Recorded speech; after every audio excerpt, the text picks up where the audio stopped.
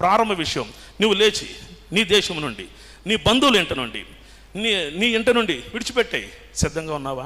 నువ్వు ఏదైతే ఎక్కువగా ప్రేమిస్తున్నావో, ఏది ఎక్కువగా ఇష్టపడుతున్నావో, ఏదైతే దేవుడు నేను పదే పదే జ్ఞాపకం చేస్తున్నప్పుడు, విడిచిపెట్టమని జ్ఞాపకం చేస్తున్నప్పుడు అవి విడిచిపెట్టడానికి సిద్ధంగా ఉన్నావా? నో, నేను అదే పట్టుకుంటాను ప్రభువా, దీన్ని నేను విడిచిపెట్టకుండా ఉండలేను ప్రభువా. ఇంకా ఆశించొద్దు దయచేసి, దేవుని దగ్గర ఆశీర్వాదాలు విడిచిపెట్టేస్తాను ప్రభువా. ఓకే, ఈ రోజు నుంచి ప్రారంభమవుతుంది ఈ ఆశీర్వాదం.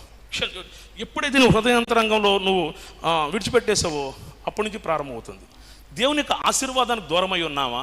ఒకవేళ దేవుడు ఏదైతే విడిచిపెట్టమన్నాడో అది విడిచిపెట్టకుండా దేవుని ఆశీర్వాదాలు ఆశించడం అది మూర్ఖత్వం అవుతుంది. నేను చెప్పేది అది అనమాట. అది నీ హృదయాంతరంగంలో తెలిసి కూడా, మన జీవన విధానం మనకు తెలుసు కూడా, మన ఆలోచన మన విధానం మనకు తెలుసు కూడా, హృదయాంతరంగంలో ఇప్పుడు ఒప్పుకున్నట్లయితే ఇప్పటి నుండి ప్రారంభమవుతుంది అనమాట. ఏంటి? దేవుడు ఇచ్చినటువంటి వాగ్దానం, ఒక ఆశీర్వాదం అనే వాగ్దానం ఇప్పుడు